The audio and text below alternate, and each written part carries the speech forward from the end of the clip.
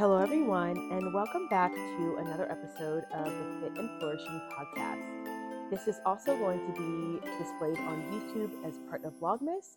So, welcome if you're over on YouTube. And if you'd like to check out the rest of my episodes, you can visit the Fit and Flourishing podcast with Joanna Joy on Apple Podcasts.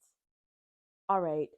So, in today's episode, I have a bit of a heavier topic for me. And before I go into this topic, I want to make sure I give a big disclaimer that is, I am not a doctor. I'm not giving any advice. I am simply sharing my experience and what has worked for me. And I'm not telling you to do anything that I am doing. All right. So, today I want to talk about an issue that is common among Black women, and that is uterine fibroids. And I want to share with you guys my experience of finding out and what I'm doing and what is working for me, what seems to be working for me, and what is not working for me. Okay, so I did not know that so many women suffered from fibroids until I realized I had them myself. I had gone the past, I would say up until I was about 34. I had no idea really about uterine fibroids. I had heard about them, but I had never experienced them. And then I had one of the most stressful years of my life. I'm not sure exactly, I can't place it in my mind, but I started to feel a little bit of a lump in my right abdominal side, and it would come and go. And I thought, well, I'll wait for a couple weeks and maybe it's just gas. Maybe I'm just bloated. And so I waited and I started to feel a little bit of pain on my right hand side, and it was radiating through my leg. And it reminded me of when they found out there was a cyst in my breast. So I thought, oh my gosh, okay, I better go get this checked out. And my sister recommended that I get a CT scan because we weren't sure if it was actually appendicitis, because of the way the pain was radiating. And that was a good idea too, because they were able to see everything inside. And so I went to the doctor and she was like, well, you're really bloated, which was true. So come to find out, I was like actually pretty constipated. Sorry, TMI for you guys. But also I had fibroids. And she was like, that's what you're feeling. You're feeling that fibroid in there. And there were multiple. And so I was like, oh my gosh. And my inkling is that they were always there or they had developed earlier, but because I was extremely stressed, my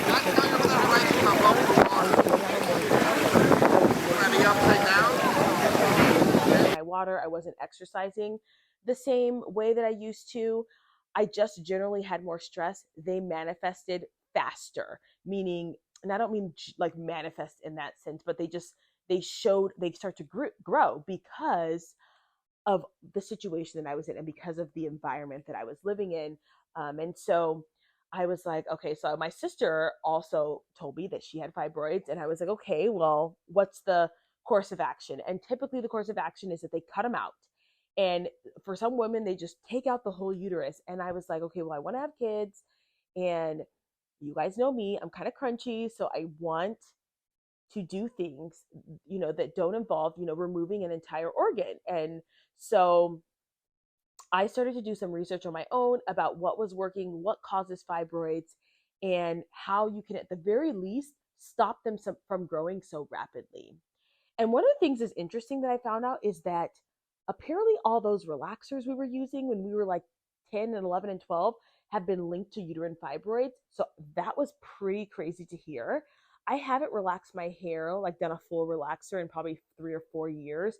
I have done a little relaxer like on the top when I've done leave out for my sew-ins, but I haven't really been using, the relaxer frequently. But I think, in my younger years, I used it a lot. So I was like, okay, well, good. Check mark, not using relaxer and definitely not using it on my kids' hair, and definitely telling every other Black woman that I know that has Black kids with hair that quote unquote needs to be relaxed, that they should not relax their kids' hair. Whatever ingredient is, I know that a lot of them say no lye, but there's other ingredients in relaxer that are causing uterine fibroids. So that was like, okay, that's good to know. So then I started looking into other things, and vitamin D. Vitamin D was one of the things that showed up that has been linked to decreasing fibroids, or at least stopping them, preventing them from growing. And then also, of course, your diet. So one of the things that contributes to fibroids is sugar and insulin resistance. And before about let's say 7 or 8 years ago, it's 2023, so 10 years ago, I stopped competing and I went through a phase of severe insulin resistance. I had Hashimoto's like symptoms. I was like pre-diabetic, and those are precursors for fibroids. So I was thinking to myself, well, this is not really likely the issue. But listen, we're going to try anything and everything. So I purchased vitamin D2 and K2 because vitamin D2 will not be absorbed without K2. They function together. So I only buy the combo, and I buy the under the tongue um, sort of tincture that you get from, Amazon. It's an organic brand. I buy the Dr. Mercola brand. And so I put that in my regimen, and I would literally do like 10,000 IU a day. And number one, my vitamin D has always been low because I am darker skinned. My body does not absorb the vitamin D from the sun, even though I'm in the sun a lot. And if you are black, this is something that you need to know. One of the reasons why we don't get wrinkles so easily is that we don't absorb as much vitamin D as white people. So we can actually handle a lot of vitamin D, but the downside is it doesn't come in through it doesn't actually pass that melanin barrier. So definitely get your vitamin D checked. And so I purchased vitamin D2, K2, and I take literally whenever I look at it on the daily, I just put a couple drops in my mouth. So it's probably between 5,000 and 10,000 IU daily. Okay, because I'm deficient and it's the winter, and I was like, okay, I got to do this. So vitamin D2, K2. The other thing is I got rid of most of my grains and most of my processed sugar. When the fibroids were growing the most and I could feel them the most, I was eating out a ton. I was with my was I with my now husband? We were dating. We had just started dating, and we were eating out a lot because that's what happens when you're dating. And I was going on dates in general, and I was eating out a lot. Um, and so I was like, okay, let's hone back down on my nutrition and see if I reduce sugar, if these will, at least at the very least, I won't be able to feel them. Because you guys, I could feel them walking around at all times. Like I could genuinely feel it.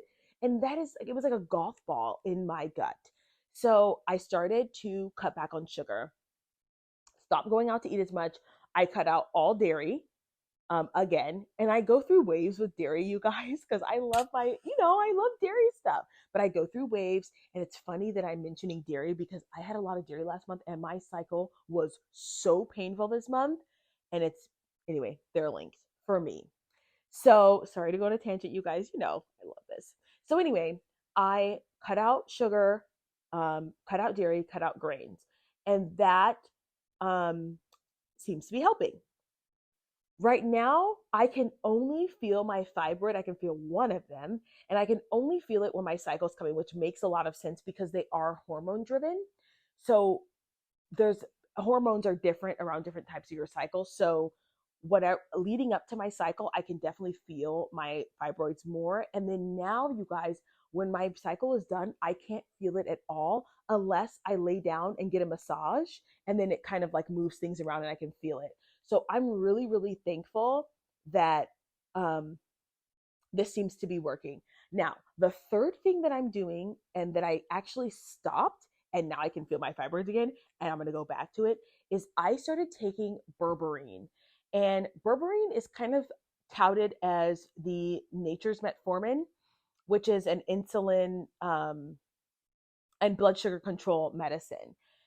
And the reason why I started looking into berberine was because apparently insulin resistance, insulin like growth factor, insulin sugar is supposed to promote growth in your fibroids. So I thought, well, if I can control my blood sugar better, then maybe my fibroids will go down. They won't grow.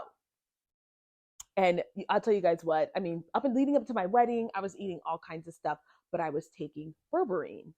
And I can tell you guys, I think that has been a game changer for sure. So again, I stopped taking berberine and I can feel them again. And I kind of got off my strict regimen and I can feel the fibroids again. So what I'm going to do is I'm going to go back on my strict regimen after Christmas because we're going on vacation in a couple weeks, and then we have Christmas. go back on that regimen and then go back to the doctor in, say, February or March, and see if there's a change in my fibroids.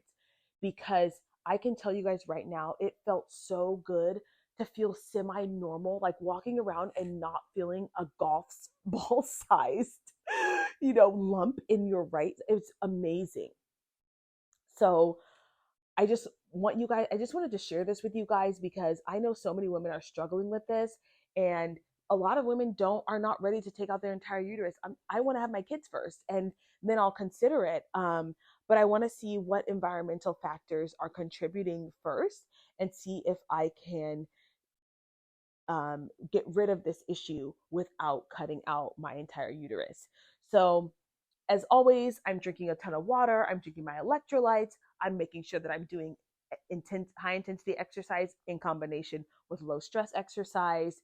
And that seems to be working for me. So if you are someone who is struggling with fibroids and you just want to ask me questions, I'm not a doctor, but I can share my experience with you and just make some suggestions for you to talk to your doctor about, and we can get through this together. I know there's so many women who are struggling with this, and I just want to be a resource because nobody's really talking about it because it's not a mainstream issue. It's a Black women's issue.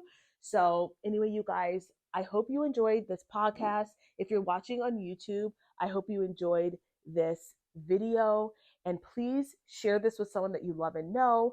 Please comment and let me know if you want to talk more about this and my experience. And don't forget to like this video. And I will see you guys in the next one. Bye.